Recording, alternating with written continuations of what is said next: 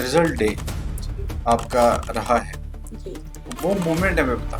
मेरा जो मेन सी हुआ था तो तभी पापा ने ऐसे बोला था, देखो जनरल है, कैटेगरी कोई नहीं है आपका, जनरल में है, ज्यादा होप्स नहीं रखना।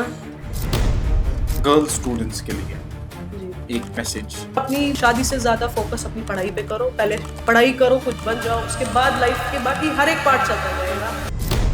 नोट्स या रिवीजन, इंट्रोवर्ट या एक्सट्रोवर्ट हो आप?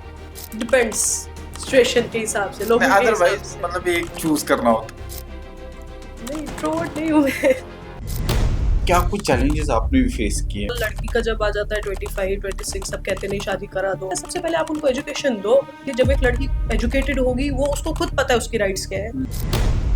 एक इंसान को खड़ा रहना पड़ता है एक सिविल सर्विसेज एस्पिरेंट के साथ, जो उनको लगातार इन सिचुएशन से निकालता है। मेरी पापा बोलते थे आप बस करो, आपने बहुत पढ़ा, अल्लाह ताला अच्छा करेंगे, आप बस करो। लेकिन पापा का रहता था, वो देख रहे होते थे, अगर कभी ज्यादा बैठ गए, हमने डिनर के टाइम पे ज्यादा मस्ती करे, फिर वो ऐसे करते थे, अब उठ के पढ़ लो। One word for success. खुद को एज एन ऑफिसर देखो, आपको अपने आप पे इतना कॉन्फिडेंस होना चाहिए कि मैं कर सकता हूँ, और आप कर लोगे जब आपको खुद पे वो कॉन्फिडेंस है। Hello everyone, welcome back to another episode of exceptional journey by OS.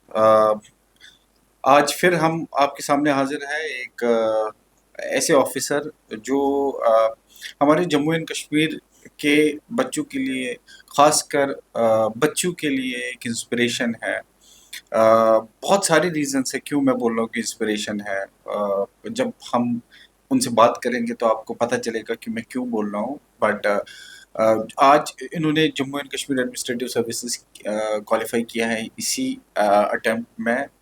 Three attempt से पहले दिए हुए थे, ये फोर्थ अटेम्प्ट था जिसमें इन्होंने क्वालिफाई किया है। किश्तवाड़ के रहने वाले हैं। जो जानते हैं कि जम्मू एंड कश्मीर में किश्तवाड़ एक डिस्ट्रिक्ट है। मेरा ख्याल है जम्मू से 3, 4, 5 घंटे का डिस्टेंस है, तो कहा जा सकता है कि फार फ्लंग एरिया है जिसमें इतने एवेन्यूज़ नहीं होते हैं पढ़ने के लिए। और उन सिचुएशंस में चैलेंजेस को फेस करते हुए इस ऑफिसर ने कैसे अपनी जर्नी मुकम्मल की है, पूरी की है, ये पूरी स्टोरी हम आप तक पहुंचाएंगे।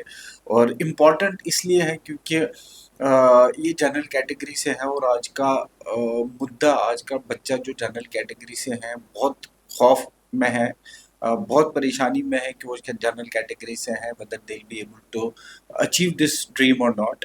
तो ये बहुत ज़रूरी है इनसे डिस्कस करना कि इनके मन में ऐसा कुछ था कि नहीं और कैसे इन्होंने अचीव किया है।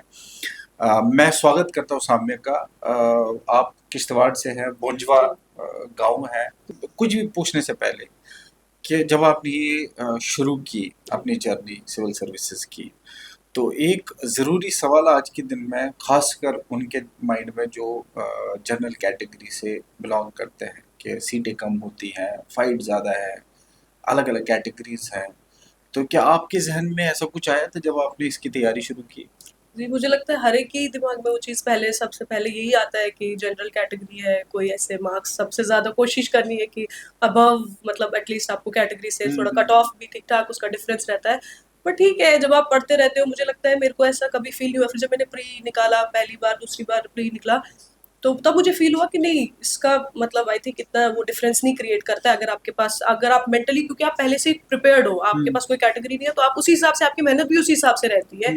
अगर बाकी बच्चों को आप देख रहे हो, अगर आपके आसपास लाइब्रेरी में बच्चे आ रहे हैं, आप देख रहे हो, फिर आप दिमाग में खुद को बोलते हो कि नहीं, आपके पास कैटेगरी है, आप 2-3 घंटा एक्स्ट्रा पढ़ लो। सही। तो आई थिंक वो आप मेंटली खुद को पहले ही प्रिपेयर कर लेते हो। आप किश्तवाड़ बोंजवा गांव से हो, जी। और जम्मू, क्योंकि हम जम्मू में बैठे हैं, जम्मू से 4-5 घंटे का सफ़र यहाँ से ही हाँ। होता है। और एक तरीके से कोई एवेन्यूज़ इतने खास होते नहीं हैं, अच्छा। और ऐसी जगह पे इतना मतलब यूपीएससी स्टेट सर्विसेज जैसे एग्ज़ाम को क्रैक करना एक बहुत बड़ा सपना। जो बच्चे वहाँ, क्योंकि एवेन्यूज़ होते नहीं है, लोगों को देखते नहीं है, तो एक चैलेंजिंग एटमॉस्फेयर में होता भी नहीं है इंसान। तो उस जगह पे आपने ये ज़ाहिर है कि अपनी जो स्कूलिंग है या मैंने ग्रेजुएशन यहाँ से, आपने वहीं से किया है। जी नहीं, नहीं, नहीं, मेरी बेसिक जो है स्कूलिंग जो है, वो मैंने अल्हम्दुलिल्लाह, मतलब आई वाज़ फॉर्च्यूनेट इनफ, हम पापा की जो पोस्टिंग थी उसके साथ-साथ ही हम मूव करते गए। मेरा बर्थ भी जम्मू में ही हुआ, मेरी जो बेसिक स्कूलिंग है ऑलमोस्ट जम्मू से ही हुई है, 1-2 साल डोडा भदरवा में हुई है, उसके बाद जो है वो जम्मू से ही हुई है। उसके हम्म। बाद मेरी ग्रेजुएशन मैंने जामिया से किया है, पॉलिटिकल साइंस में मैंने किया ओके। अपना ग्रेजुएशन। बट अगर ऐसा देखा जाए, ऐसा नहीं है कि बोजुआ में आज हालांकि मैं जाती हूँ वहाँ पे, मैंने देखा है फैसिलिटीज़ वहाँ पे भी हैं। अब जो वहाँ पे हायर सेकेंडरी है वहाँ पे आप अच्छे से मतलब स्कूल्स भी हैं, प्राइवेट स्कूल्स भी अब ओपन हो गए वहाँ पे। अगर आप पढ़ना चाहो तो ऐसा नहीं है वहाँ पे आपको फैसिलिटीज़ नहीं है, हम्म। वो चीज़ आपको वहाँ पे भी अब अच्छे से मिल रही है। मतलब मुझे लगता है अब अच्छे से टीचर्स यहाँ से जा रहे हैं एमए बीएड करके वहाँ पे, वो अपना वहाँ पे पढ़ा रहे हैं। तो आपने 12th तक क्या पढ़ाई किया? मेरा जो था 10th तक तो कॉमन ही रहता है। 11th में मैंने अपनी चॉइस की, मुझे लगता है वही मेरा एक अच्छा डिसीजन था, मैंने ह्यूमैनिटीज़ लिया। पापा ने कभी ऐसे प्रेशराइज़ नहीं किया आपको मेडिकल लो, जबकि टेंडेंसी अभी भी वही ज़्यादा है कि सब बच्चे मेडिकल की तरफ सोसाइटी जाते हैं, चाहती ही वही है। सोसाइटी मेडिकल की तरफ। और मुझे लगता है उस टाइम पे ऐसा देखा जाता था ह्यूमैनिटीज़ अच्छा इसको उस वे में। But I think that was the मतलब मुझे बेस्ट लगता है वो डिसीजन। ब्लेसिंग थी मेरे लिए, जो मैंने उस टाइम पे वो decision, I took the right decision at that time. तो मैंने वो लिया कि ह्यूमैनिटीज़ मैंने लिया अपना 11th 12th में। तो उस टाइम पे मुझे थोड़ा कॉन्फिडेंस आया। पहले मुझे लगता था नहीं शायद मैं, मेरे को ही नहीं आता है, मतलब बिकॉज साइंस एंड मैथ्स मेरा हमेशा से ही बुरा रहा है। हम्म। तो फिर जब मैंने ह्यूमैनिटीज़ लिया उससे मुझे लगा कॉन्फिडेंस आया थोड़ा। मैंने 12th में मैंने टॉप किया स्कूल में। अभी फिर मैंने केवी यहाँ गांधीनगर से पढ़ा है, हम्म। केवी नंबर 1। उसके बाद जो है मैं ग्रेजुएशन गई, मैंने वहाँ पे भी मेरे को यही था कि जामिया में आप ऑल ओवर द इंडिया बच्चे होते हैं, in fact all over the world बच्चे ट्रू। आते हैं। तो वहाँ से फिर डिफरेंट डिफरेंट कंट्रीज़ के थे बच्चे। उस टाइम पे मुझे फर्स्ट सेमेस्टर में लगा नहीं कंपटीशन है क्या होगा, बट विद टाइम ठीक था। मतलब मैंने लास्ट पे जो है मेरा गोल्ड मेडलिस्ट थी मैं जामिया में भी अपना, मैंने टॉप किया तब भी। अमेजिंग। तो बट आई थिंक वही चीज़ रहता है, आपको राइट डिसीजन राइट टाइम पे, अगर आपको लग रहा है मेडिकल आपको मतलब समझ नहीं आ रही, आपका इंटरेस्ट नहीं है, आप दूसरों को देख के मेडिकल चूज बिल्कुल मत करो। हम्म। आई विल रिकमेंड कि आपको जो फील हो रहा है आप उस सब्जेक्ट में जाओ। आपको जो फील हो रहा है कि मुझे ये बहुत यहाँ पे मैं बेस्ट दे सकता हूँ या दे सकती हूँ, आप वो चीज चूज हम्म। करो। बट हमारे यहाँ तो ऐसा है ना कि बच्चे कम और पेरेंट्स से डिसीजन ज्यादा लेते ज़्यादा हैं। लेते हैं, और ख़ास तौर से मेडिकल और इंजीनियरिंग जी साइड में। तो और बच्चा होता भी छोटा है, 17-18 साल का बच्चा होता है। और मेरा ख्याल है अगर देखा जाए तो पेरेंटल उसमें थिंकिंग चेंज करनी ज़रूरी है, आई थिंक क्योंकि बिल्कुल लेट देम जरूरी है। Take the decision. बिल्कुल बिल्कुल। तो लेकिन ऐसा होता नहीं है। आप क्या समझते हो कि क्या कुछ चेंजेस होने चाहिए? जी बिल्कुल होनी चाहिए। मतलब देखिए सबसे पहले पेरेंट्स को तो बच्चे को ही पूछना चाहिए। आप देखो, और पेरेंट्स को इतना पता चल जाता है टिल 10th कि आपके बच्चे को किस सब्जेक्ट में इंटरेस्ट हम्म। है। अगर आपको और आप मेडिकल लेके कर रहे हो, इतना सैचुरेशन आ जा गया है मेडिकल फील्ड में भी, अब बच्चे आगे करके मतलब क्या बीएससी करके बैठे हुए हैं, एमएससी करके। ऐसा नहीं है, इस फील्ड में भी आपको आगे बिल्कुल आगे तक आप सक्सेसफुल हो जाते हो, उसकी भी गारंटी नहीं है। बट एटलीस्ट अगर आप अपनी चॉइस का सब्जेक्ट 10th से 11th से ही चूज करते हो ना, आप उसमें 100% एफर्ट्स देते हो। हम्म। अदरवाइज मैंने खुद इतने बच्चों को देखा है एंड तक वो बोल रहे पेरेंट्स को ब्लेम कर रहे हैं, घर वालों ने मेडिकल दिलाया जबरदस्ती 11th में। तो मुझे लगता है पेरेंट्स को डेफिनेटली ये नहीं करना चाहिए, उनको बच्चे से बिल्कुल पूछना चाहिए आप बताओ आपका इंटरेस्ट किस में है। और अगर वो अपने इंटरेस्ट का कोई भी सब्जेक्ट ले रहा है, मेडिकल, ह्यूमैनिटीज, कॉमर्स, कुछ भी ले रहा है, नॉन मैड, वो उसमें खुद ही एक्सेल करेगा, हम्म। क्योंकि वो उसकी चॉइस का सब्जेक्ट होगा, उसमें इंटरेस्ट आएगा, वो उसमें पढ़ेगा अच्छे से। जैसे आपने पॉलिटिकल साइंस ऑनर्स कोर्स किया है जी जामिया से। जी। Political science as honours course आपने 12th के बाद चूज किया है। तो क्या आपने ये माइंड में रखा था कि आपको UPSC, civil services, state services देना है, इस वजह से आपने honours choose political science as optional choose किया था?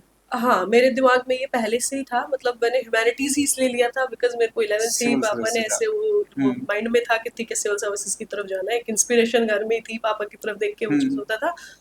तो इसलिए मैंने 11th में भी 12th में कोई चूज़ किया था। अदरवाइज़ फिर जब मैंने खत्म किया तो उसके मतलब 12th खत्म हुआ, उसके बाद मेरे पास 2 ऑप्शंस थे, या तो मेरे पास एलएलबी का था और या तो ह्यूमैनिटीज़ में इसका पॉलिटिकल साइंस का था हम्म। ऑनर्स।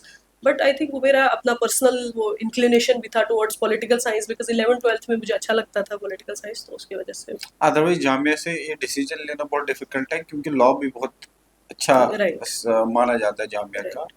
और आपका खुद इंक्लिनेशन इन सर्विसेज की तरफ था, तो it would have been an easy decision for you. हाँ, राइट। तो घर वालों का आपके ऐसे डिसीजंस में कितना इंटरफेरेंस रहता है? आई थिंक मतलब पापा ने टाइम एंड अगेन बस आपको गाइड किया है मुझे कि देखो you have got these many options in front of you. Hmm. आप लॉ करना चाहो आप करो, उसके बाद ये है आपका, और नेक्स्ट ये रहेगा। हम्म। आपको अगर बीए करना है उसके बाद सिविल सर्विसेज के ऑप्शंस है। अगर आपको कुछ और करना है, ऐसा भी नहीं था। 11th-12th में भी मैंने खुद से चूज किए अपने सब्जेक्ट्स और मुझे ज्यादा इंटरेस्ट उनमें आया। हम्म। और ग्रेजुएशन के टाइम पे भी एंड टाइम टू टाइम पापा ने बस इतना ही बोला है आपके सामने ये ऑप्शंस हैं, आपको चूज खुद करना है, ये हम्म। आपकी जर्नी है, आपको देखना है आपको इंटरेस्ट किस में आ रहा है। तो मुझे लगता है घर वालों का इतना ही रहना भी चाहिए, उससे आगे घर वाले आपको ये नहीं बोलने चाहिए, क्योंकि जब घर वाले डिक्टेट करते हैं उस टाइम पे आपको वो आपको फिर बर्डन लगता है। करेक्ट। पर एक चीज और जानना चाहूंगा कि जैसे आप लोग के घर में एक डिस्कशन होते होंगे कि मुझे ये सब्जेक्ट लेना चाहिए, ये लेना चाहिए, और आपके फादर आपको सजेस्ट करते हैं कि ठीक है, मतलब ये ऑप्शंस है, मेरा ख्याल है ये ज़्यादा अच्छा है, और बाकी यू सी इट। क्या क्या इसमें इम्पोर्टेंट ये है कि आपने उस तरह का रेपो घर में बिल्ड किया हुआ है कि they take your decision seriously, या आपको लगता है कि आपके फादर ज़्यादा अंडरस्टैंडिंग थे? क्योंकि हर घर में ये इक्वेशन इसी तरह की कही रहती है, बट अक्सरियत में ये होता है कि बच्चे पे थोपा ज़्यादा जाता है, जो आप बोल रहे हो कि बर्डन राइट, लगता है बहुत राइट। में। तो ये जो आपको हेल्प मिली है, या आपको आपकी वजह से मिली है कि आपने इस तरह का अपने आप को कंडक्ट किया है थ्रू आउट द प्रोसेस, या आपको लगता है कि आपके फादर ने सिविल सर्विसेज या इस तरह की दुनिया ऑलरेडी देखी हुई, तो वो अंडरस्टैंडिंग ऑलरेडी डेवलप थी उनमें? देखिए, मेरे फादर का सिर्फ दिस एटीट्यूड्स, मतलब this attitude of him towards not only me, मेरे भाई बहनों की तरफ भी ऐसा ही था। हम्म। ये एटीट्यूड जो उनका था कि नहीं, आपको अपनी मर्जी से आप चूज करो। मेरी सिस्टर को उन्होंने बोला आप देखो आपको क्या करना है, शी चोज मेडिकल। मेरे हम्म। भाई को भी बोला आप देखो। हर एक ने मतलब बस उन्होंने गाइड किया है, टाइम एंड अगेन उन्होंने बस हमें गाइड किया है कि देखिए ये आगे है, अगर हम कुछ हटके ऐसे फील्ड से कुछ बोलना भी चाहे, हमने डिस्कशंस ओपन थी हमारे घर में, अभी भी ओपन डिस्कशंस होती हैं कि आप अगर ये फील्ड लेना चाहो तो आपको फिर इसमें प्रोज एंड कॉन्स दोनों के देखे जाते हैं। तो वो ऐसे कुछ एज सच वो नहीं बोला जाता है कि आपको लेना है, या हमारा अपना डिसीजन रहता है, वो ऐसे बर्डन सा नहीं वो फील कराया जाता है, बिल्कुल भी नहीं। आप जैसे आपने प्री दिया, क्वालिफाइंग हुआ, and then you wrote mains once, हाँ जी। और देन फोर्थ टाइम आपने राइट। अगेन लिखा, और बाय द टाइम आपने मेंस खत्म किया, और फिर आपको लगा कि नहीं, आपको शायद प्रॉपर गाइडेंस की जरूरत थी, maybe third fourth time था, तो आप you were not very confident about the papers that you written. तो इस प्रोसेस में अपने आप को कंडक्ट कैसे किया आपने? मतलब प्री क्वालिफाई नहीं होना, फिर मेंस क्वालिफाई नहीं होना, फिर थर्ड थर्ड स्टेज पे जाना, जिसमें इंटरव्यू भी आपने दिया है। तो हर स्टेज पे आपको चैलेंजेस रहे हैं, जी। हर स्टेजेस के चैलेंजेस आपने फेस कैसे किया? देखिए, सबसे पहले जब मैंने स्टार्ट ही किया तो मैं ऐसे थी कि बेसिक बुक्स उठाई, कोविड का टाइम था, ऐसे कुछ ऐसा कोचिंग का ज़्यादा उस टाइम पे मुझे कॉन्सेप्ट था भी नहीं, हालाँकि मैंने डिस्कस किया। फिर मैंने सोचा पापा से डिस्कस वगैरह किया, कज़िन से डिस्कस किया, बट फिर मैंने खुद से ही पहले पढ़ना शुरू कर दिया। खुद से पढ़ा, बेसिक्स जो थे वो क्लियर काफ़ी हद तक हो गए।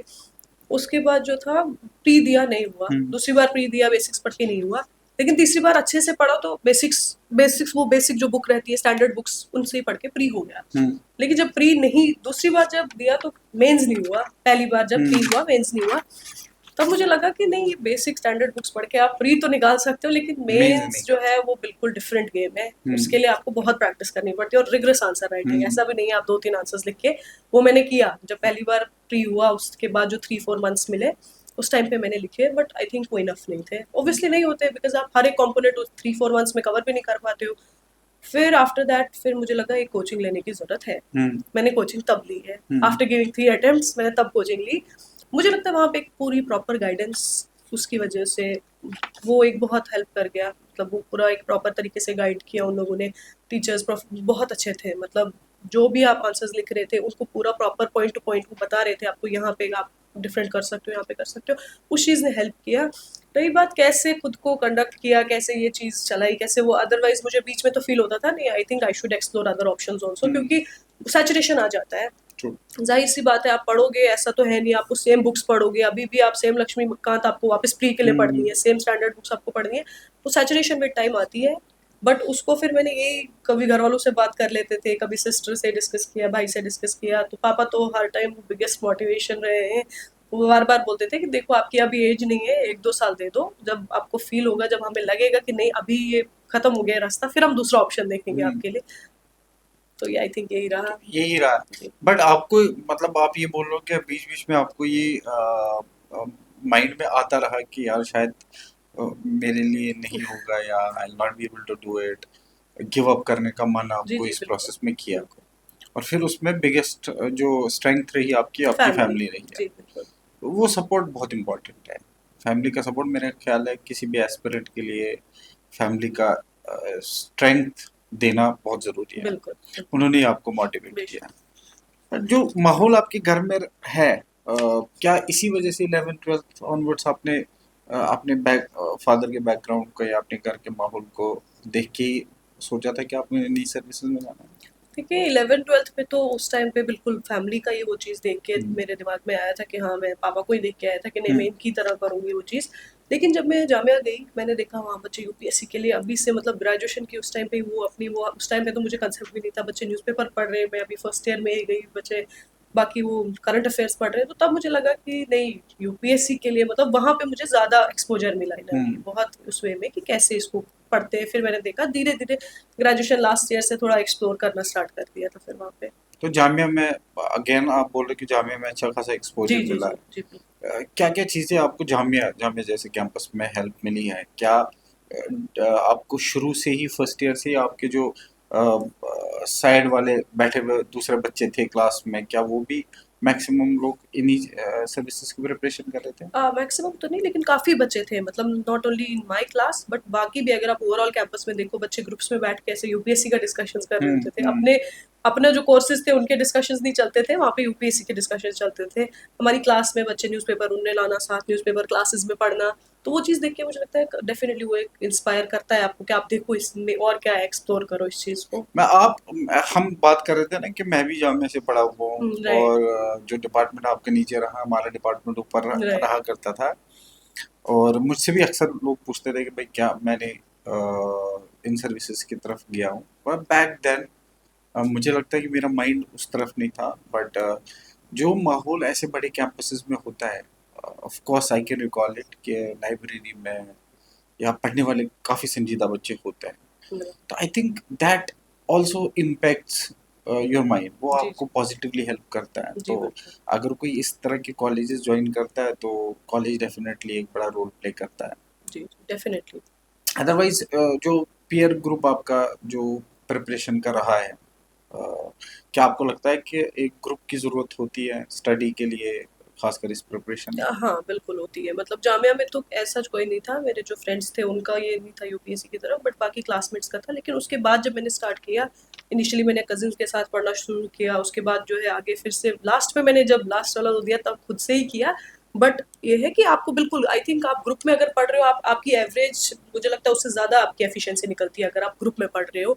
आपका आपका मन नहीं होगा लेकिन दूसरा पार्टनर आपका ग्रुप में बोलेगा नहीं आप आओ पढ़ो, हम आंसर लिख लेते हैं, हम कुछ एक सब्जेक्ट पढ़ लेते हैं। तो उससे ज़्यादा डेफिनेटली आपका ज़्यादा एवरेज से ज़्यादा मुझे लगता है प्रोग्रेस निकलती है। आपने यूपीएससी का कोई अटेम्प्ट दिया जी, जी दिया। यूपीएससी का यूपीएससी का इंशाल्लाह आगे भी प्लान है आगे भी यूपीएससी का। प्लान है जी।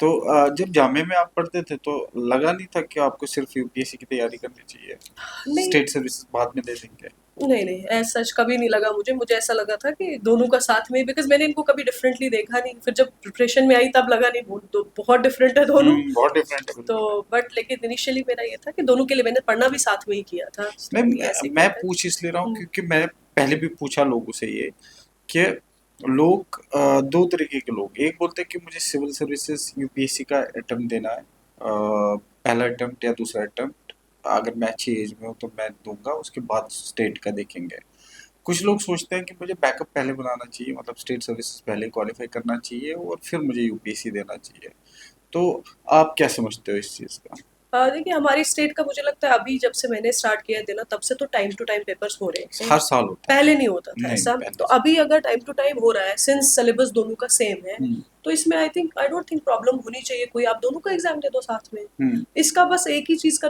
वो एक थोड़ा डिफरेंट रहता है क्योंकि इनका साइकिल डिफरेंट रहता है।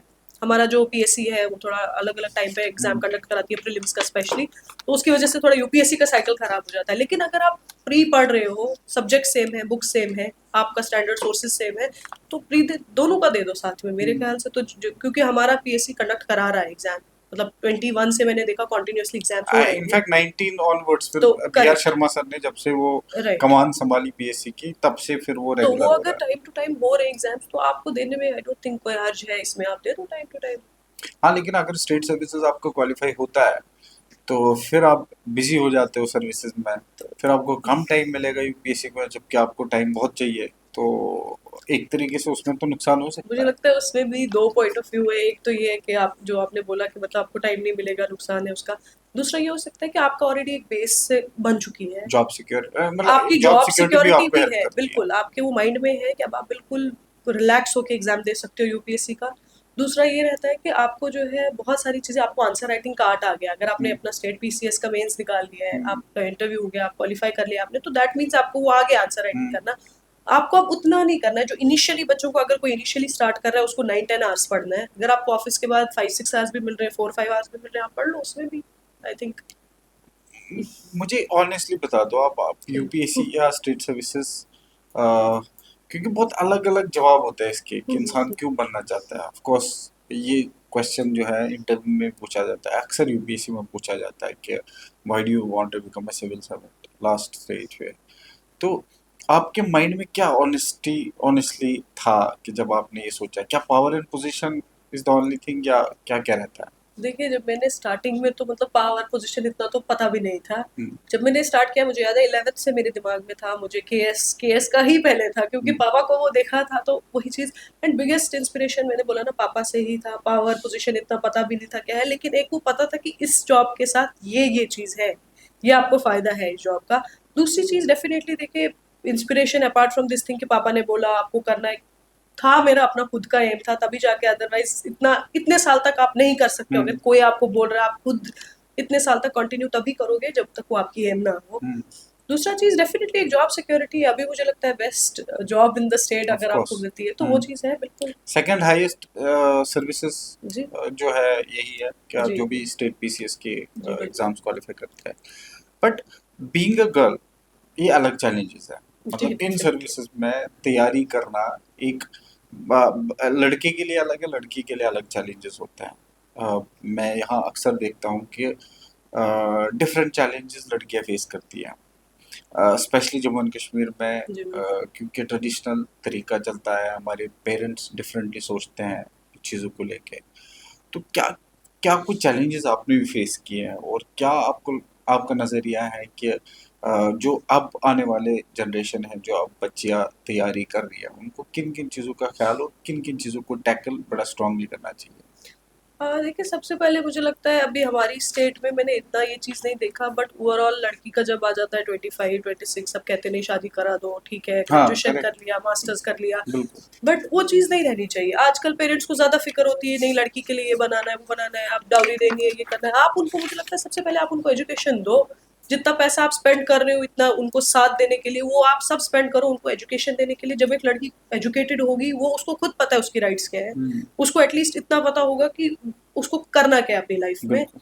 तो और चैलेंजेस की बात रहे तो डेफिनेटली वो मुझे लगता है लड़कियों के लिए हर जगह पे है, ऐसा नहीं। और अपनी फैमिली से ही स्टार्ट हो जाते हैं कि ठीक है आप सारे साथ पढ़ रहे हो, हम लोग कजिन्स हैं, लड़के भी हैं लड़कियां भी हैं, हम्म, अब सब साथ में ही पढ़ रहे हैं, फिर एक्सपेक्टेशन यही रहती है सबकी, नहीं वो तो निकाल लेंगे, लड़के हैं, अच्छा है, हम्म, ब्रिलियंट है, माइंड ऑलरेडी मतलब अच्छे अच्छे वो भी है, ठीक है। बट वही चीज रहती है लड़कियों के लिए, ओवरऑल अगर देखें तो बिल्कुल होती है। चैलेंजिंग स्टार्टिंग होता स्टार्टिंग से ही अगर आप देखो, मतलब उनको पहले ही समझा जाता है, अच्छा लड़की स्टार्ट कर रही है पढ़ना, मतलब ठीक है, थोड़ा दिमाग से लड़की को ऐसे कंसिडर किया जाता है ये चीज़ कि वो वीक है एज कम्पेयर टू लड़के। है। हाँ। तो बट मुझे ऐसा कुछ नहीं लगता है, मुझे लगता है, और लड़कियां आजकल मैंने देखा है, मैं लाइब्रेरी में भी रही, मेरे साथ लड़कियां मैंने देखा ज़्यादा हार्ड वर्क करती है। मतलब हम लड़कियां ही थी लाइब्रेरी में जो 12-12 13-13 घंटे बैठते थे, हम पढ़ते थे। मैं लड़के आते जाते, मतलब लड़कियों का ऐसे रहता था ठीक है आप पढ़ रहे हो अपना बेस्ट दे रहे हो। ये चैलेंजेस ऑब्वियसली आते हैं, बट लड़कियों को इतना ही मुझे लगता है जहन में रखना चाहिए कि देखो आजकल हर एक फील्ड में एक्सेल कर रही है लड़कियां। हम्म, अभी ऐसा नहीं है कि कोई भी ऐसा फील्ड रहा है जहाँ पे लड़कियां नहीं है। तो आप अपनी एक एम सेट करो, उसको अचीव करने के लिए वट एवर इट टेक्स उसको दो। टाइम ले रहा है, वट एवर जो भी है, आपको जो भी सैक्रिफाइस करना पड़ रहा है आप करो। बिकॉज एट द एंड मुझे लगता है ये सब वर्थ इट है, अगर आप बिल्कुल। अच्छा एंड हुआ वो वर्थ इट है। हाँ, माँ बाप को भी सपोर्ट, फुल सपोर्टिव रहना चाहिए, जैसे लड़कों के लिए रहता है। बेशक बेशक बेशक। उनको सपोर्टिव रहना चाहिए। मतलब जर्नी एक्चुअली डिफिकल्ट है, क्योंकि माइंडसेट, एक स्ट्रांग माइंडसेट चाहिए होता है जी इसमें। इजी नहीं है। आप जैसे, हमने आपके जर्नी की बात की, प्रीलिम्स बहुत हाई होप से, आप पहला प्रीलिम्स तो वैसे भी बहुत हाई होप से लिखता है मेरे इंसान। लिए डिफरेंट था।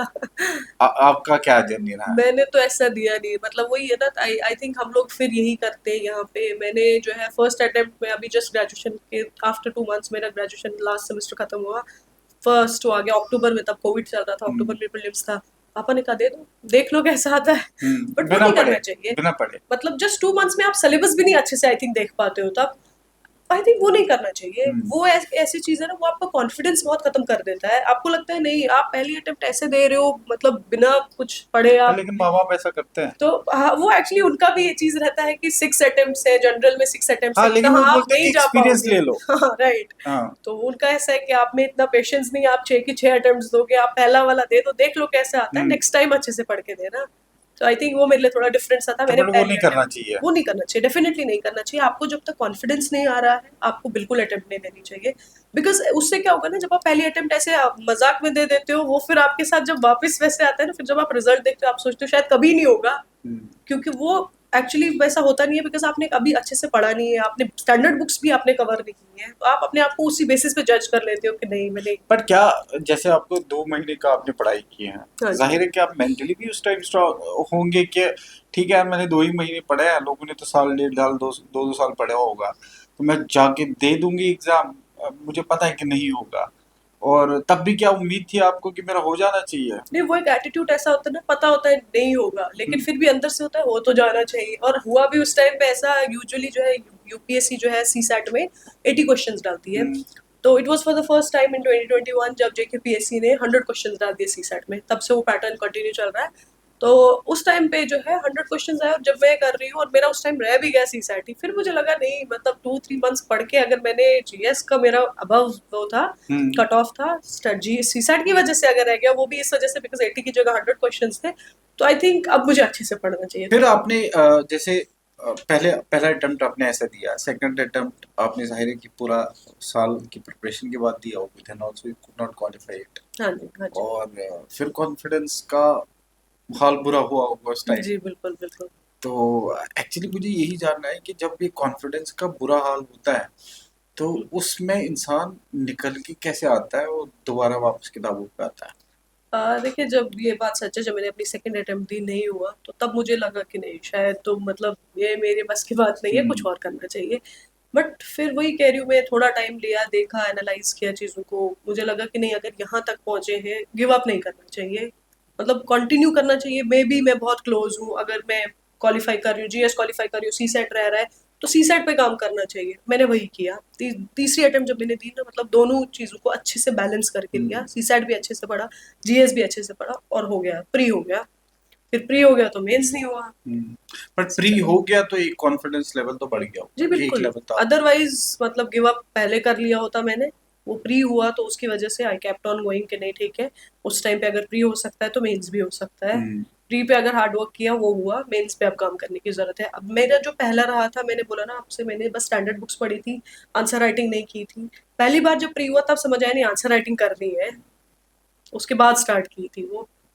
तो ये जो इसमें इस प्रिपरेशन के दौरान ना सेल्फ डाउट्स बहुत आते हैं, और सबके इन सेल्फ डाउट्स को हैंडल करने के अलग अलग तरीके हैं। तो आपका क्या तरीका रहा है कि जो जब भी इस तरह का डाउट आता था, जाहिर है हमारी ह्यूमन वो नेचर है ये, कि नेगेटिविटी की तरफ ज्यादा जाता है ये। बिल्कुल। तो उस सिचुएशन को, उन थॉट्स को आप अवॉइड कैसे करते थे, उससे निकल कैसे जाते थे? हाँ, बहुत बार ऐसा लगता था नहीं, मतलब यहाँ शायद वही बच्चे निकल जाते हैं जिनको, जो बचपन से ही बहुत इंटेलिजेंट रहे हैं, या जो हम्म। बचपन से ही ब्राइट रहे हैं। ऐसा नहीं है, मतलब मुझे बहुत बार आया है, ऐसा नहीं है, एक बार दो बार पढ़ते पढ़ते तो अक्सर आता था कि नहीं यार, आई थिंक बस हो गया, मतलब बहुत सैचुरेशन आ जाती थी।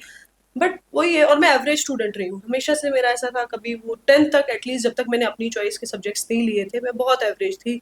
आज भी अगर मेरे स्कूल वाले टीचर्स देखेंगे कि मतलब इनका हो गया, they won't believe it, surprise because होंगे। स्पेशली साइंस मैथ्स मेरा बहुत एवरेज रहा है इन सब हम्म। में। तो उसके बाद जो है, जब मैंने अपनी चॉइस से वो लिया, मैं बोल रही हूँ, फिर से जब मैं पढ़ना स्टार्ट किया, इसमें ह्यूमैनिटीज तो खैर मेरी चॉइस का था, सब्जेक्ट्स भी इसमें history, geography, political science, economics, तो हम्म। ये मेरी चॉइस के थे। बट इसमें भी बहुत बार ऐसा आता है कि आपको गिव अप करने का मन करता है। तब नहीं, इसलिए नहीं करना है बिकॉज आपने already you have invested your 1 or 2 years, उस टाइम पे आपको बिल्कुल गिव अप नहीं करना हम्म। चाहिए। स्पेशली आफ्टर 2-3 years आपको नहीं, क्योंकि उस टाइम पे आप बहुत क्लोज होते हैं, लेकिन हमें लगता है कि नहीं, हम अभी भी शायद जीरो पे ही हैं। हम्म। हम उस टाइम पे खुद को जज इसलिए नहीं कर पाते, हमें ऑलरेडी जर्नी बहुत लंबी चली होती है, हमें लगता है नहीं, अब बस अब कुछ और करना चाहिए। हाँ, I think after giving 2 attempts आपके पास प्लान भी होना चाहिए, जो आप एक सेफ्टी के लिए, एक सिक्योरिटी के लिए अपनी रख लेते हो। उसमें भी अगर आप 4 से 5 घंटा उधर यूज करो अपना टाइम, 4 से 5 घंटा आप वापस इन्हीं सब्जेक्ट्स में पढ़ो, लेकिन छोड़ना नहीं है। इसलिए नहीं छोड़ना है बिकॉज आपने ऑलरेडी अपना टाइम इसमें, बहुत क्रुशियल टाइम आपने दिया है। हम्म। तो ये जैसे आप बोल रहे हो, मैंने बहुत बार सुना आपको ये कि आप एवरेज माइंड, ऑफ कोर्स मैं इसको बिलीव नहीं करूंगा, बट लेट अस सपोज आप एवरेज माइंड हो, पढ़ाई में आप थ्रू आउट एवरेज माइंड चले हो, तो इसमें काफी सारे हमारे हिसाब से पैरामीटर्स के हिसाब से एक्स्ट्रा ऑर्डिनरी माइंड रहे होंगे जब आपने अटेम्प्ट दिया, और काफी सारे लोगों का नहीं हुआ होगा। तो आपके हिसाब से एक average mind extra ordinary mind को कैसे हराया, हराया इन द सेंस कि कैसे उनसे आगे बढ़े? I think hard work. Hmm. मतलब मैंने स्टार्टिंग में जो है ना, मुझे इनिशियली पता था, जब मैंने सिलेबस वगैरह थोड़ा देखा, स्टार्ट किया पढ़ना, मैंने 12-13 आवर्स भी पढ़ा है। हम्म। मतलब ऐसे लोग कहते हैं ना, नहीं नहीं 12-13 आवर्स तो नहीं, 7-8 आवर्स ठीक है। मैंने इनिशियली 1-2 साल 12-13 आवर्स भी पढ़ा है, जब मुझे लग रहा था कि नहीं ये चीज़, और मुझे अगर ऑनेस्टली मुझे कोई चीज़ समझ नहीं आती थी, मैं उसको क्रैम कर लेती थी और आगे चलती थी, क्रैम कर लेती थी। बट मेरी क्रैमिंग भी इतनी स्ट्रांग थी, मैं उसको चलो ठीक है, उसको पूरा लाइन टू लाइन याद हो जाता था। बट फिर विद टाइम डेफिनेटली आपको वो चीज़ें भी अंडरस्टैंड करके वो चलना पड़ता है, बिकॉज आप कितना क्रैम करोगे, सिलेबस बहुत सही ज़्यादा बात। है। हम्म।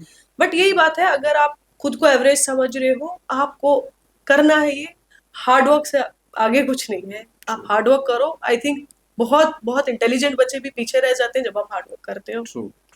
इस प्रिपरेशन में क्या आपको लगता है मोटिवेशन की ज्यादा जरूरत पड़ती है या डिसिप्लिन की जरूरत पड़ती है? बोथ। डिसिप्लिन ज्यादा। तो मोटिवेशन। मोटिवेशन। क्योंकि अगर आप डिसिप्लिन्ड हो, आप 10 to 11 आवर्स पढ़ रहे हो, आप कभी 8 to 9, फिर आपका विद एवरी पासिंग ईयर आप 8-9 आवर्स भी पढ़ो, वो भी हम्म। मोर देन इनफ है। बट आपका जो है उस टाइम पे यू नीड अ मोटिवेशन। हम्म। आपको विद एवरी पासिंग ईयर आपको वो एक ऐसी चीज आ जाता है, दिमाग में आता है, बस अब हो गया। तो क्या आपने मोटिवेशनल वीडियो ज्यादा देखी है या बुक ज्यादा पढ़ी है? कुछ क्या भी आपको नहीं। मोटिवेशनल ज्यादा जरूरत थी? मैं जब भी ऐसे डाउन फील करती थी, मैंने घर पापा से बात की, वो बहुत, और हमारा ऐसा रहता था, हम सब रात में घर, मतलब एक हमारा फैमिली ग्रुप हुआ करता था, वहाँ पे हमारी चैट चलती थी, वीडियो कॉल हम लोग रात में रोज करते थे, और पापा ने वहाँ पे बहुत समझाते थे। हम्म। मतलब वहाँ पे वो ऐसे समझाते थे कि देखो आप अपना बेस्ट दे रहे हो, ये चीज देना अल्लाह के हाथ में है, आपने मेहनत की, अब नहीं होगा कोई बात नहीं, रिजल्ट्स अल्लाह के हाथ में है, लेकिन अपनी बहुत तरफ बड़ी से बात। यू शुड बी सेटिस्फाइड कि इससे ज्यादा मैं कुछ नहीं कर सकती थी।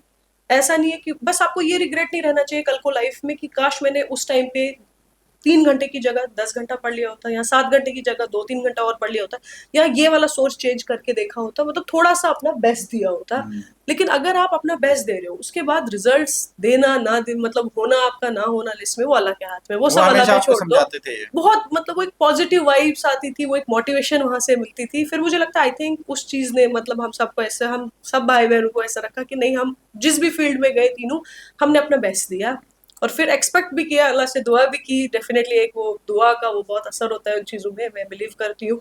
लक का भी रोल रहता है इसमें, जब अल्लाह ने रखा होता है, आपका वो एक टाइम मुकर्रर होता है, आपको कुछ उस टाइम पे मिल तो जाता है। मतलब बेसिकली वो आपको बोलते थे कि आप कर्म करो, फल की फल की चिंता मत चिंता करो। मत करो। बिल्कुल बिल्कुल। और जैसे आप बोल रहे हो ना कि आपके फादर आपके लिए पिलर खड़े रहे हैं, जी बिल्कुल।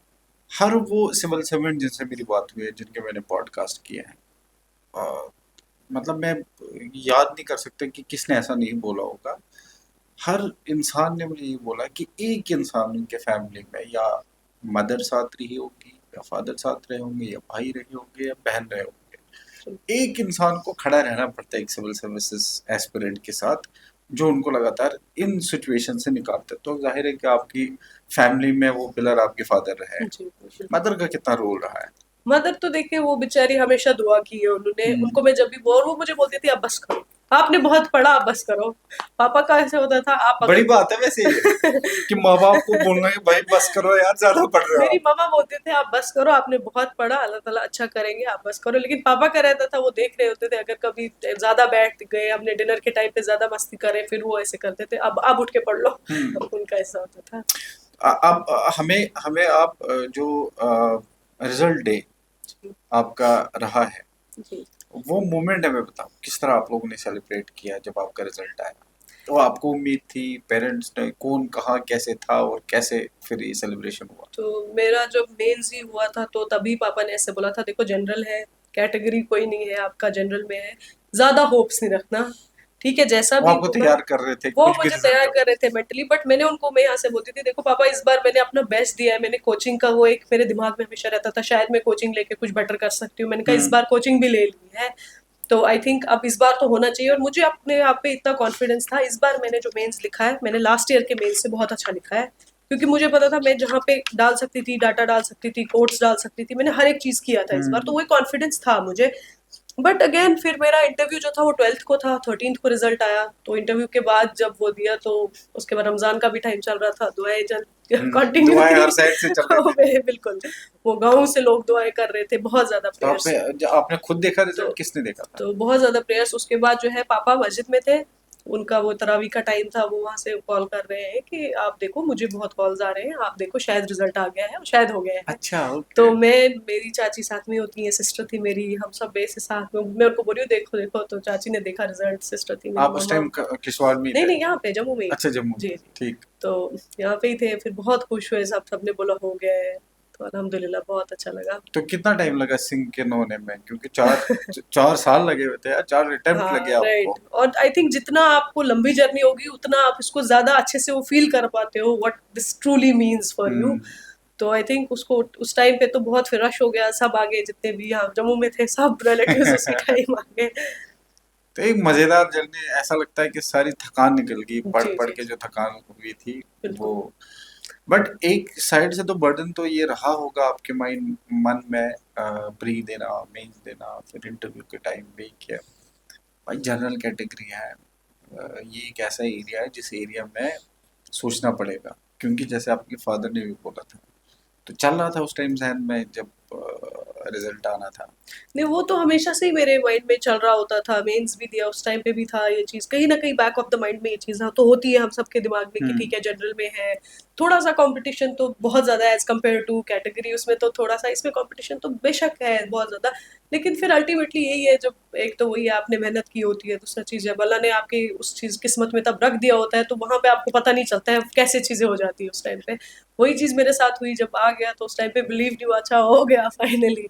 Now that you already done it, general category से आपने रैंक 27 लाया।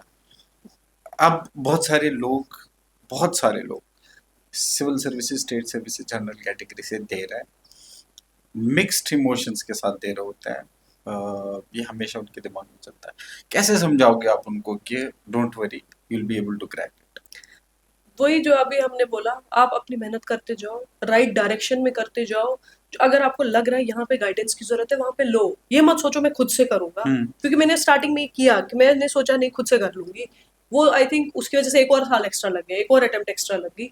ये मत सोचो, अगर आपको हमें लग रहा है कि यहाँ पे गाइडेंस की जरूरत है, आज बहुत ज्यादा अवेलेबल है, ऑनलाइन ऑफलाइन हर जगह गाइडेंस अवेलेबल है, राइट डायरेक्शन में मेहनत करते जानी है। ये तो बिल्कुल ही नहीं सोचना है मेरा जनरल है होगा ही नहीं, क्यों नहीं होगा, जिनका हो रहा है, जिन जो टॉपर्स है वो भी तो हम में से ही हैं, बिल्कुल होगा डेफिनेटली। बस अपना ये है, मेहनत कंटिन्यू लगे रहो, रखनी है, लगे लगे रहना है ये, और ये भी नहीं सोचना है एक अटेम्प्ट ही क्यों नहीं हुआ, किसी का एक अटेम्प्ट में हो सकता है, हमें हम्म। टाइम लग सकता है, हर एक का अपना वो ग्रास्प करने की पावर है। अगर मैं वही चीज 5 बार पढ़ के दिमाग में मेरे आ घुस रहा है, किसी और का 2 बार पढ़ने में हो रहा है, आप ये मत सोचो किसी का फर्स्ट अटेम्प्ट में हुआ मेरा क्यों नहीं हुआ। कंपेयर करते रहो तो। बिल्कुल कंपेयर नहीं करना है, बिकॉज मेरी मेंटल स्टेट जो है वो अलग हो सकती है, हम्म। आप किसी और की अलग हो सकती है, हमें डिफरेंट डिफरेंट लोग हैं, हम सब डिफरेंट हैं। ट्रू। अब मेरी बेस हो सकता है थोड़ी वीक हो गई हो, हम्म। रह गई होगी, बचपन में ही वीक रह गई होगी, मुझे ये चीजों को टाइम ले लगता है अंडरस्टैंड करने में, किसी और को नहीं लगेगा।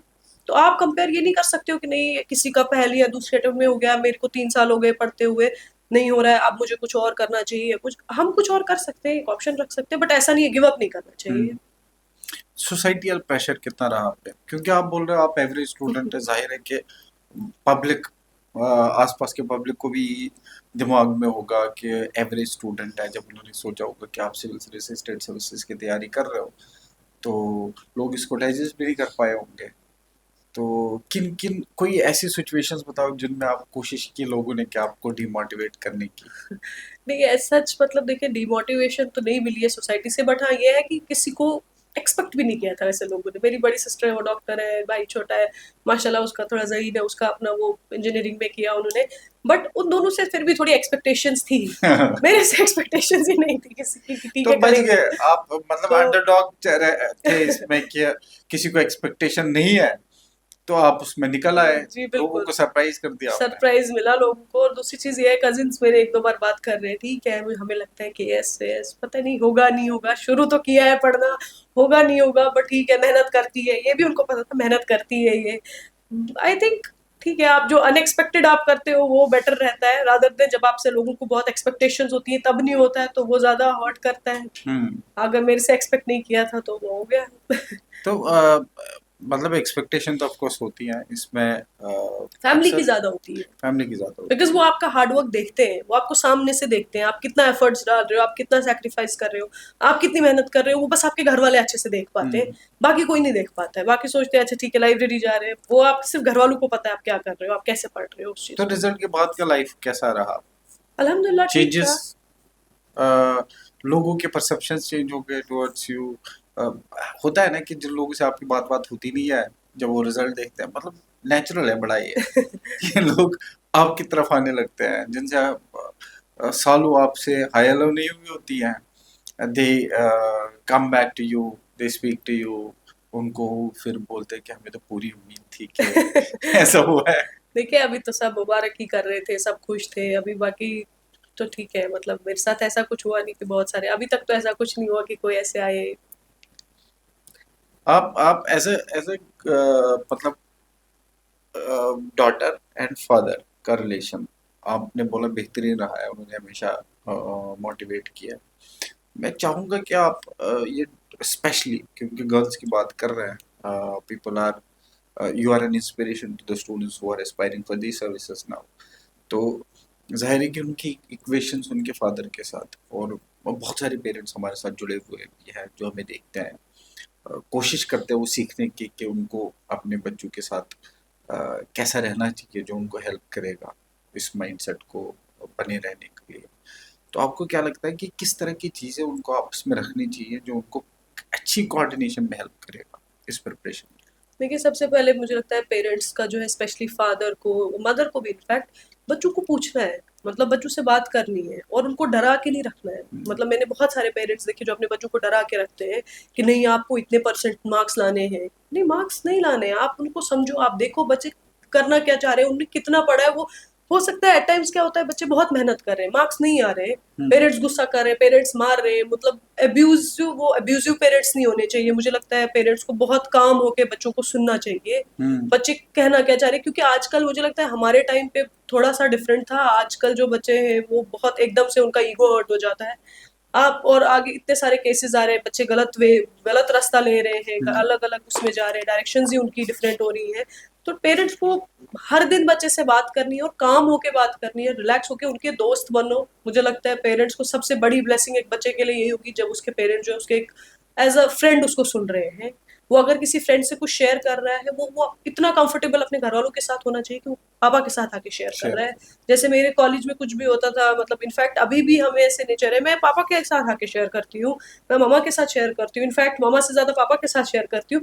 वैसा एक बॉन्ड मुझे लगता है डेफिनेटली एक पेरेंट्स को वो एक कंफर्ट अपने बच्चे को देना चाहिए, ताकि वो बाहर कुछ गलत काम ना करे। हम्म। और पढ़ाई ही सब कुछ नहीं है, सक्सेसफुल होना का मतलब ये नहीं है कि आप कुछ बन रहे हो, आप केएस कर रहे हो, आप आईएएस कर रहे हो, यही आपके लिए सक्सेस है। आपके लिए सक्सेस है आप अच्छे इंसान बन रहे हो। हम्म। आप किसी, आज सोसाइटी में इतनी गलत चीजें चल रही हैं, मतलब इतना इतना गंदा माहौल है हमारी सोसाइटी में, आज देखो ड्रग्स का वो चीज है, वो इफेक्ट है। आप एक अच्छे इंसान बनो, एक अच्छे बच्चे बनो पहले, उसके बाद आप इन सब चीजों की तरफ अगर आप खुद के साथ सिंसियर हो तभी आप अपने पेरेंट्स के साथ सिंसियर हो हम्म। सकते हो। हम्म। तो मुझे लगता है पेरेंट्स, लेकिन वो पहली जो है वो पहला स्टेप पेरेंट्स ही लेंगे उस डायरेक्शन में। पेरेंट्स को बच्चे को बिल्कुल डरा के नहीं रखना है, मारना नहीं है, आराम से बैठ के समझो उस चीज को, बोलना क्या चाह रहा है, बच्चे को समझो। थोड़े इम्पेशेंट हो जाते हैं बच्चों के मामले में पेरेंट्स, मतलब पेशेंस नहीं रखते यार, बच्चा है, थोड़ी गलती कर सकता है, कम एज होती है। तो मुझे लगता है कि पेशेंस ज़्यादा रखने चाहिए अपने बच्चों के साथ, बिल्कुल। आप समझाओ, फिर गलती करेगा फिर समझाओ, बिल्कुल। ना कि उसको डराओ धमकाओ। ये बेशक। बड़ी एक कॉमन प्रॉब्लम देखी है मैंने कि डराने धमकाने लगते हैं। And also I have seen this कि पेरेंट्स को ज़्यादा भरोसा अपने बच्चों पे होता नहीं है हम्म। कि कर पाएगा या कर पाएगी। राइट। तो मुझे लगता है कि उनको वो भरोसा डेवलप करना चाहिए अपने बच्चों पे। जी, बिल्कुल करना चाहिए। और आपको ऐसा नहीं है, आपको कोई बाहर से कुछ कह कह रहा है, पेरेंट्स आके बच्चे को मार रहे हैं, हालाँकि मैंने देखा है ऐसे बहुत सारे पेरेंट्स हैं, जो बच्चों के साथ ऐसे हैं। मुझे लगता है वो आपके बच्चे के माइंड में एक गलत इंप्रेशन डाल देता है। हुँ, वो आपके साथ, और बच्चा कुछ गलत एक्सट्रीम स्टेप भी ले सकता है उसमें। हाँ, आजकल ऐसे बच्चे कर रहे हैं, थोड़ा-सा घर वाले कुछ कह रहे हैं, बच्चे एक्सट्रीम स्टेप्स ले रहे हैं, वो लेकिन गलती घर वालों की है। हुँ, अगर देखा जाए, घर वाले उनको जो है वैसा एनवायरनमेंट नहीं दे पा रहे हैं। आपका बच्चा अगर थोड़ा कम गलती कर रहा है, बार-बार गलती कर रहा है, आप बार-बार समझाओ। हुँ, डेफिनिटली जैसे आपने बोला, आप बार-बार समझाओ उस चीज़ को। गलती हम भी कर सकते हैं, ऐसा नहीं है कि अभी हम बड़े हैं, हम नहीं कर सकते, हम भी कर सकते हैं। लेकिन अगर कोई बच्चा उस एज में है, उसको आपकी गाइडेंस की ज़रूरत है, उसको आपके प्यार की ज़रूरत है, ना कि आप उसको फिर मार रहे हो, वो एक रेबेलियस बच्चा बन जाएगा। हुँ।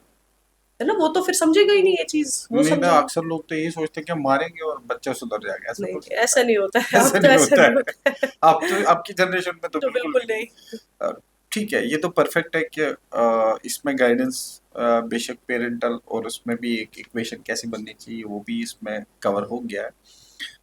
मैं ये भी जानना चाहूँगा साथ ही कि जो आपका प्रिपरेशन एक पीक डेज जो प्रिपरेशन के रहे होंगे और एक पीक डे में एक एवरेज डे कैसा रहता था आपका? मतलब सुबह से शाम तक, रात तक का? मेरा तो मतलब मैंने जो अपनी मोस्टली जो है, बस मैं दिल्ली गई थी यही अपना जीएस का कोर्स लेने, उसके बाद मैं वापस, मेरा मेंस के पहले भी मैंने 3-4 मंथ्स यहीं पढ़ा है, प्री के पहले भी ऑलमोस्ट यहीं पढ़ा है। तो मेरा जो जब भी पेपर पास आने लगता था, मेरा पूरा दिन लाइब्रेरी में जाना था। हुँ, मतलब मैं मॉर्निंग में आफ्टर ब्रेकफास्ट मैंने ज़्यादा से लेट 9 o'clock चले जाना था। वहीं पे अपना डिफरेंट डिफरेंट सब्जेक्ट्स रखे थे। अब दिन में आपका जब पेपर पास आने लगता है, तो आप अपने दिन की एवरेज ज़्यादा ही निकालते हो। हुँ, मतलब आप एवरेज से ज़्यादा ही पढ़ लेते हो उस हुँ, टाइम पे। फिर हमारा लंच भी जो है लाइब्रेरी की कैंटीन में ही, लाइब्रेरी में ही कैंटीन था, वहीं पे लंच भी करते थे। उसके बाद वहीं पे एक प्रेयर रूम था, रेस्ट भी वहीं पे नमाज़ करना, वग़ैरह। नमाज पढ़नी, रेस्ट करना, उसके बाद वापस पढ़ना भी वहीं लाइब्रेरी में, वापस वहीं पे फ्रेश होकर पढ़ना स्टार्ट हुँ, करना। तो ये घर जाने का मुझे लगता है 3-4 मंथ्स आफ्टर प्रीलिम्स, मैंने पूरा वो मेंस के टाइम पे मुझे नहीं लगता है कोई भी गैदरिंग अटेंड की होगी, कोई भी वैसा कुछ किया होगा उस टाइम पे। मतलब इतना, आई थिंक वो एक पीक जैसे आपने बोला ना, वो टाइम होता है, उस टाइम पे आपको खुद ही होता है कि एवरेज से ज्यादा आपकी प्रोग्रेस निकलनी चाहिए। हुँ, तो उस टाइम पे डेफिनेटली मैंने सब्जेक्ट्स डिवाइड करके रखे होते थे, 2-2 3-3 घंटा एक एक स्लॉट रखा होता था कि इसमें जीएस 1 पढ़ना है, जीएस 2 पढ़ना है, जीएस 3 ऑप्शनल भी होता था। तो वैसे करके एवरेज निकल जाती तो थी। भाई ये तो होगी पढ़ाई की बात है। जी। ज़ाहिर है कि डिस्ट्रैक्शंस हमारी लाइफ में होती है। फ़ोन ये नालायक फ़ोन हमारे साथ साथ होता है। तो जब आप लाइब्रेरी जाते थे फ़ोन आपके हाथ में 10 चीज़ें इसमें चलती रहती है, फैमिली का व्हाट्सएप ग्रुप, इंस्टाग्राम, फेसबुक और यूट्यूब, पता नहीं कौन कौन सी चीज़ें जिनकी तरफ दिमाग आजकल अब जाता है। एक तो ये फ़ोन हो गया, अदर देन दैट ऑल्सो कि चलो चाय पी लेते हैं या इधर घूमते हैं, तो इस तरह के डिस्ट्रैक्शन से आप कैसे बचते थे? फ्रेंड्स तो ज्यादा थे नहीं लाइब्रेरी वगैरह में, तो मतलब ऐसे सच बनाए नहीं। लाइब्रेरी में तो भाई बहन ही कभी आ जाते थे, उन्हीं के साथ चले जाओ। वो हुँ, बहुत कम, वो भी मतलब यूजुअली वो भी अपने अपनी पढ़ाई कर रहे होते थे। लेकिन डिस्ट्रैक्शंस फोन की मुझे लगता है उस टाइम पे बहुत अवॉइड की, खुद ही करते थे अवॉइड, वो खुद ही करनी होती है। ऐसा भी नहीं अब आप बिल्कुल ही फोन नहीं रखोगे, फोन रख लेती थी मैं, लेकिन उसको उस टाइम पे ऐसा सोशल मीडिया यूज नहीं करती थी, व्हाट्सएप ही यूज करती थी बस। तो उसको साइलेंट करके ऊपर रख दिया, अलमीरा में रख तो दिया वो कोई लाइब्रेरी की। ऐसा डिस्ट्रैक्शन का नहीं, सबब नहीं बनता मेरे था लिए आपके नहीं लिए? बना उस टाइम पे। हुँ, मतलब थोड़ा बहुत चेक कर लेते थे, ऐसा भी नहीं है बिल्कुल ही यूज़ नहीं किया है, यूज़ किया है, डेफ़िनिटली किया है, बट इतना भी यूज़ नहीं करते थे, डिस्ट्रैक्शन नहीं होती थी। तो कौन-सी आपकी जर्नी में कौन-सी चीज़ें ऐसी थी जो आपको बड़ी तंग की, डिस्ट्रैक्शन बन-बन के तंग हो गए आप और किया उसको ओवरकम किया बट मुश्किल से? वही बार-बार मतलब सेम सब्जेक्ट्स पढ़ना, आई थिंक वो मेरे लिए वैसा हो जाता था, थोड़ा सैचुरेशन बोरिंग सी हो आ जाता जाती थी, था। बोरिंग हो जाता था।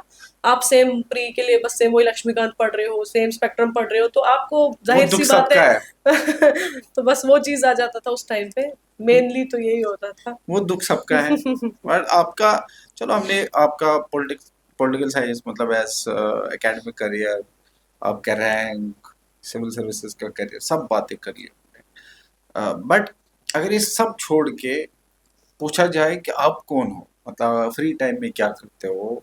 अपना एन्जॉय कैसे करते हो? रिलैक्स कैसे होते हो?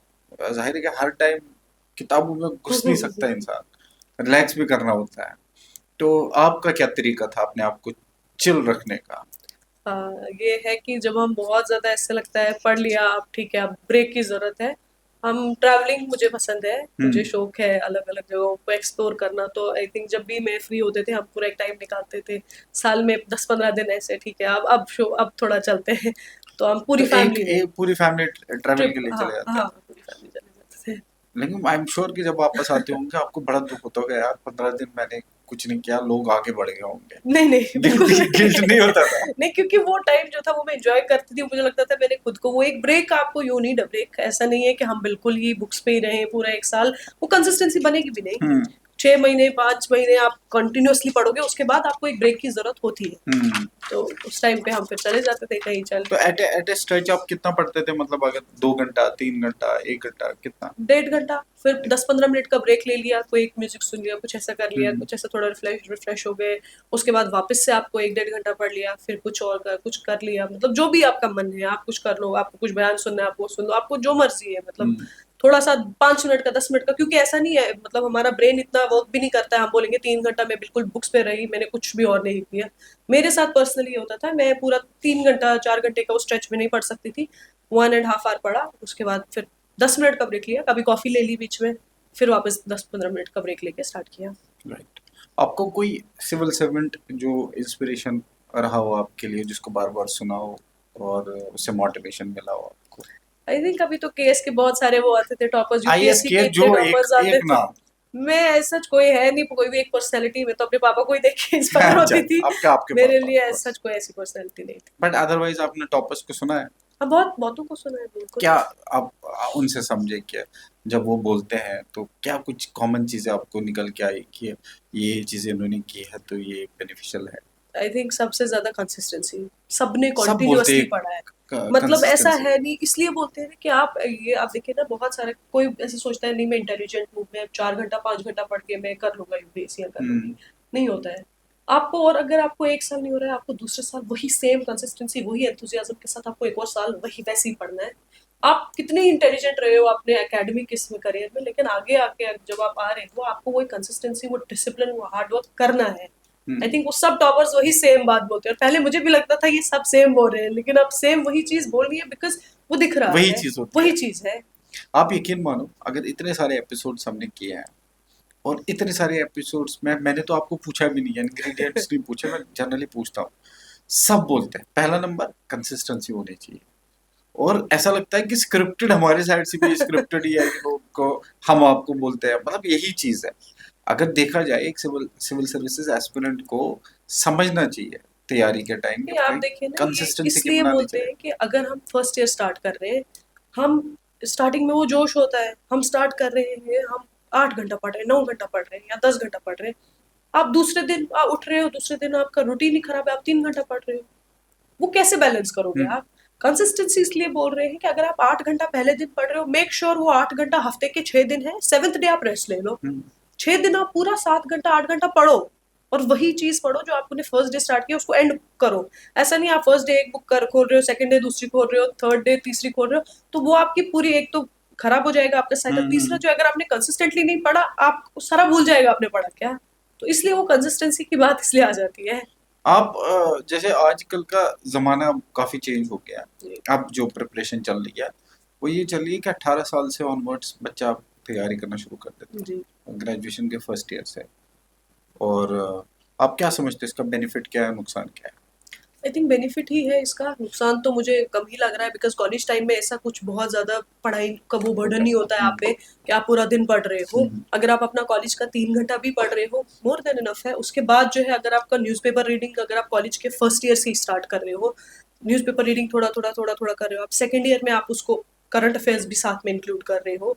न्यूज़पेपर के साथ आप देख रहे हो मंथली मैगजीन्स कैसी आती है, यूपीएससी के लिए अलग अलग मैगजीन इंस्टीट्यूट्स मैगजीन रिलीज करते हैं, वो देख रहे हो। आप जब थर्ड ईयर में आ रहे हो, आप स्टैंडर्ड वो पढ़ रहे हो, एनसीईआरटीज पढ़ रहे हो पहले, तो वो आपको डेफिनेटली हेल्प हेल्प करेगा। करेगा। जब आप रादर दिन, अगर मैंने स्टार्ट किया आफ्टर माई ग्रेजुएशन, मैंने स्टार्ट किया पढ़ना, और अगर कोई बच्चा ग्रेजुएशन के फर्स्ट ईयर से स्टार्ट कर रहा है, तो वो तो आपके लिए एक एज है ना, आप पहले ही स्टार्ट कर रहे हो उसको, उसमें तो डिसएडवांटेज कोई नहीं है। और एडवांटेज ये भी है कि आप अपना कॉलेज का टाइम जो है, जबकि डिस्ट्रैक्शंस होती है, आप उसको अवॉइड कर रहे हो। हम्म। आप फ्रेंड्स के साथ कहीं बाहर घूमने नहीं जा रहे हो, आप कुछ ऐसे नहीं, आप जाओ बट वीकेंड्स पे जाओ, पूरे पूरे वीक नहीं जाओ।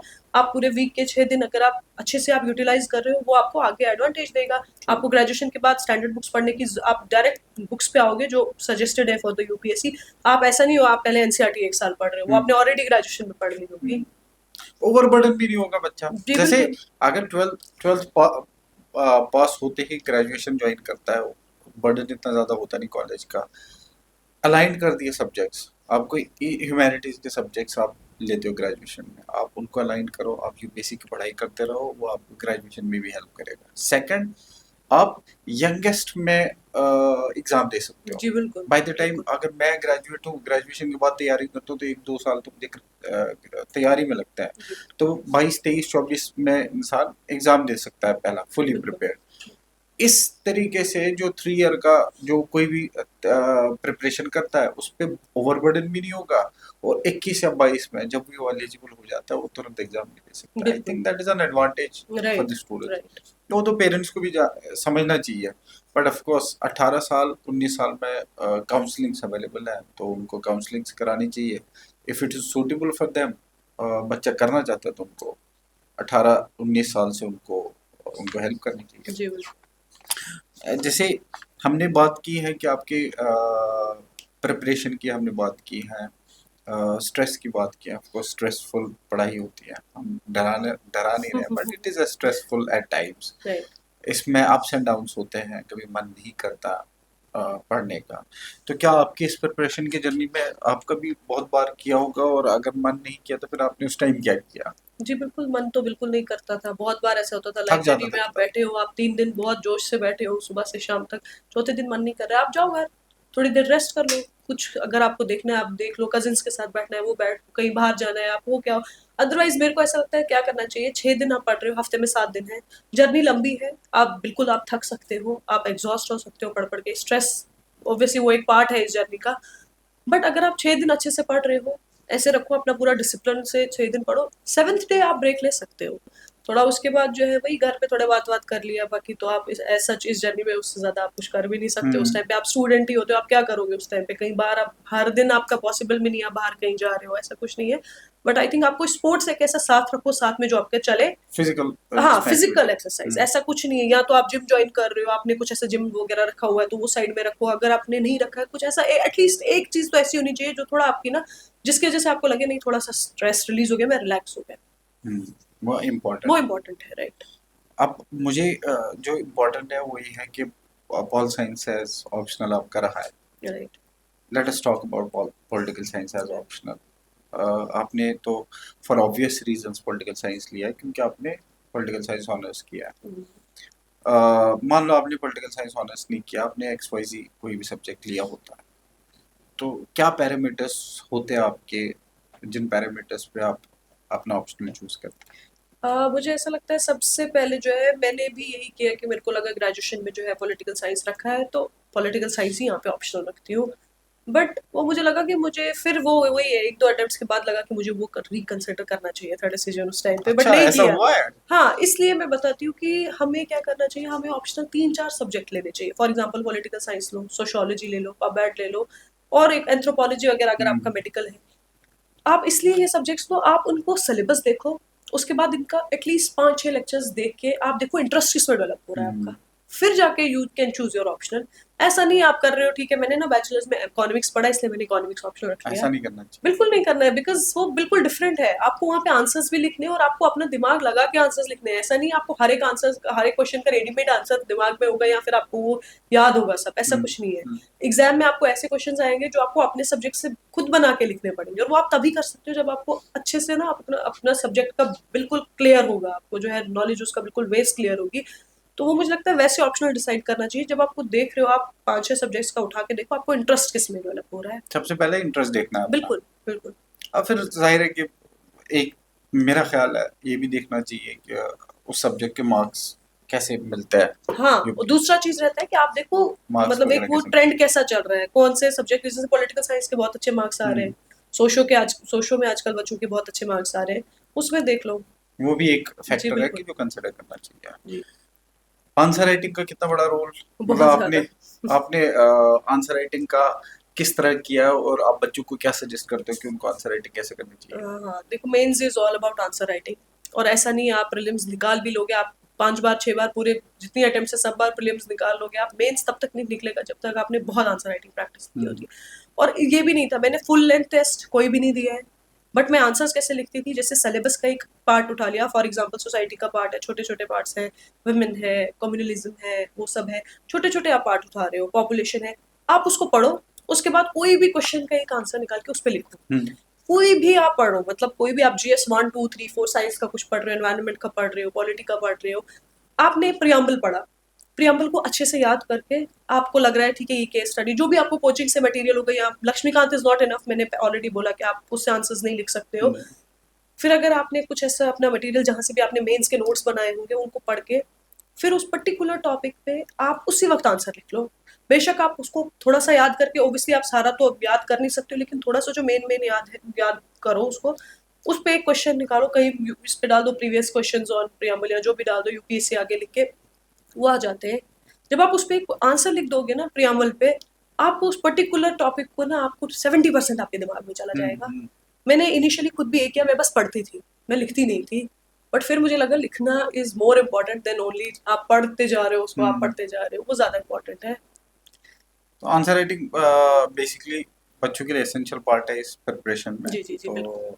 तो और अक्सर बच्चा इसको समझता नहीं है, लिखना उनको खराब लगता है, अच्छे नंबर इनिशियली नहीं मिलते तो इस वजह से डिस्करेज भी हो जाता है। मैं तो मुझे याद है मैंने अपने पहले आंसर्स तो बहुत बुरे लिखे थे, इंट्रोडक्शन भी मतलब समझ नहीं आ रही थी, हालांकि प्रेसिडेंट बहुत बार पढ़ा है, प्रेसिडेंट पे मैं नॉर्मल एक इंट्रोडक्शन नहीं लिख पा रही थी, कैसे लिखना है प्रेसिडेंट पे अगर नॉर्मल सा क्वेश्चन आ गया तो वो तभी होगा जब हमने अपने नोट्स बनाए होंगे, एक बार प्रेसिडेंट पढ़ लिया फिर उस पर एक आंसर लिख दिया, एटलीस्ट हमारे पास इंट्रोडक्शन 50% दिमाग में गई होगी कि कैसे स्टार्ट करना है। और मेरा ऐसा रहता था फुल लेंथ में लिखती नहीं थी, मैं सेक्शनल ऐसे ही, मतलब टेस्ट सेक्शनल भी नहीं देती थी, मैं छोटा छोटा टॉपिक्स को डिवाइड करके फिर लिखती थी। एक जैसे हमने तो पूरा डिस्कस किया कि एवरेज एक स्टूडेंट क्वालिफाई कर सकता है, किन वजहों से कर सकता है वो भी आपने बताया। जी तो एक जो अपने आप को और अक्सरियत एवरेज स्टूडेंट समझता है अपने आप को कि यार मैं तो एवरेज स्टूडेंट हूँ, आई डोंट नो मैं कर पाऊंगा या नहीं कर पाऊंगा।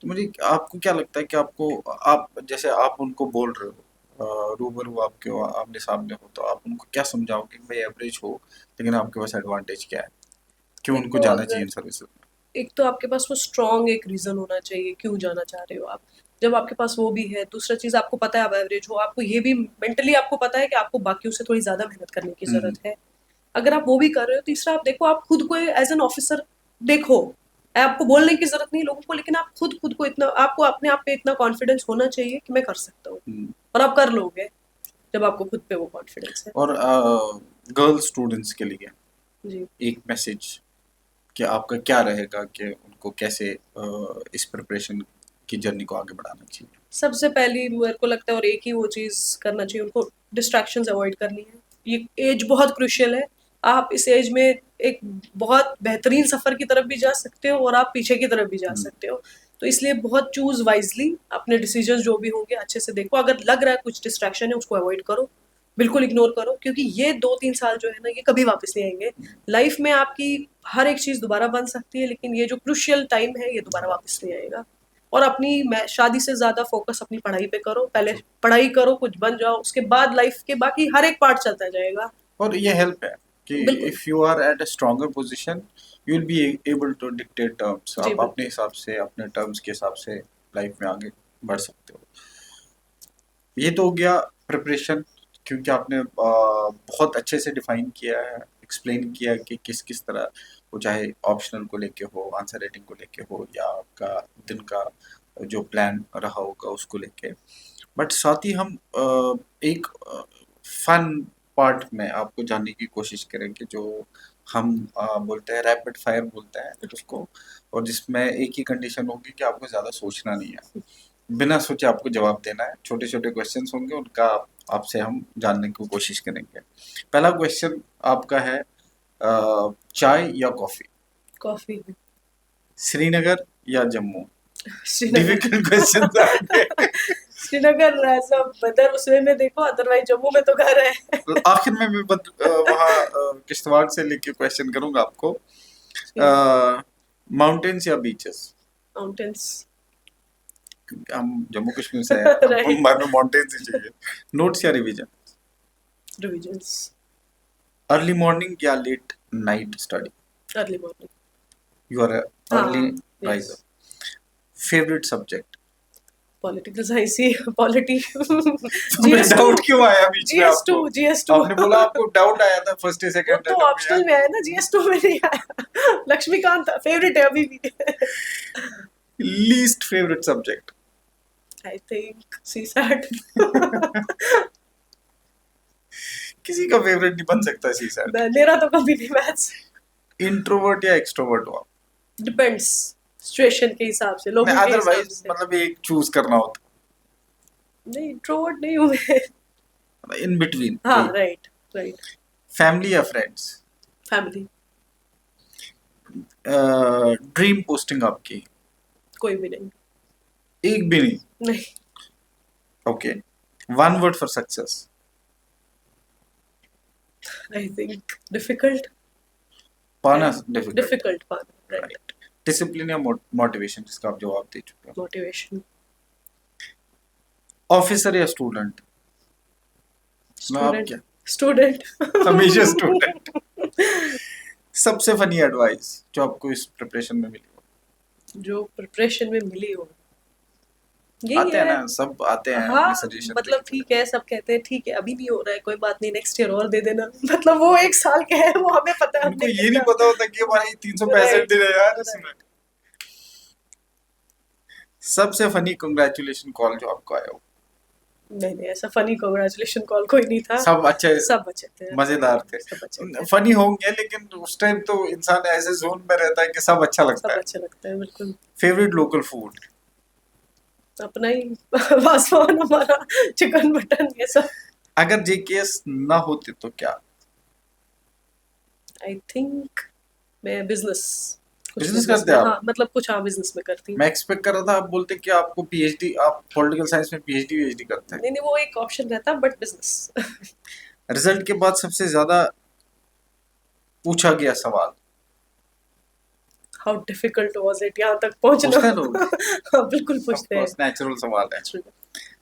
तो ये कुछ ऐसे क्वेश्चंस थे। टुवर्ड्स द एंड में एक क्वेश्चन जरूर पूछूंगा आपसे।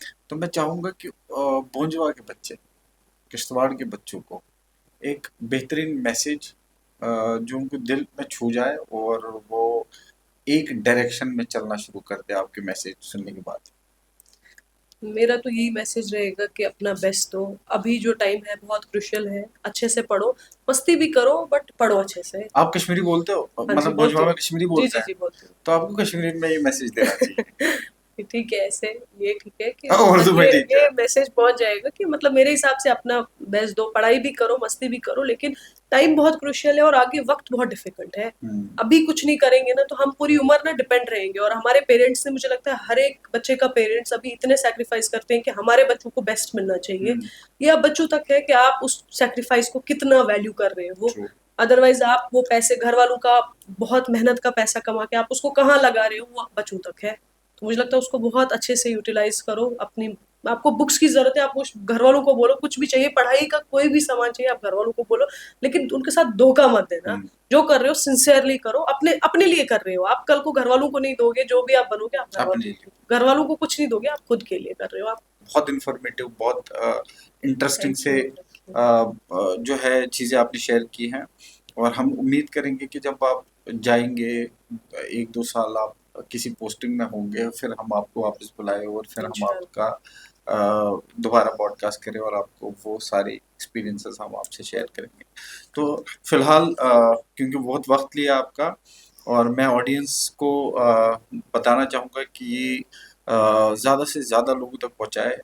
भोंजवा और किश्तवाड़ के बच्चों के लिए, पेरेंट्स के लिए काफ़ी सारे कुछ, उन्हीं के लिए नहीं सबके लिए है, बट क्योंकि आप का बेस वही है और इंस्पिरेशन उन लोगों को डायरेक्टली रिलेट कर सकते हो कि वहाँ से उठ के एक बच्चा यहाँ तक आता है और दिल्ली में पढ़ने चला जाता है political science. I know it, क्योंकि मैं उसी कॉलेज से हूँ। That is also very very difficult college to get in. वो उतनी मेहनत करने के बाद, वहाँ पहुँचने के बाद आपने वो डिसाइड किया, and then you cracked civil services, state services, और बने रहिए आप। शान है हमारी, और बेशक। We are very proud of you. सारे लोग ज़रूर सुने, ज़्यादा से ज़्यादा लोगों तक पहुँचाएँ और एंजॉय करें, और सब्सक्राइब करें, ज़्यादा से ज़्यादा प्यार दें। Thank you so much, thank thank you. You.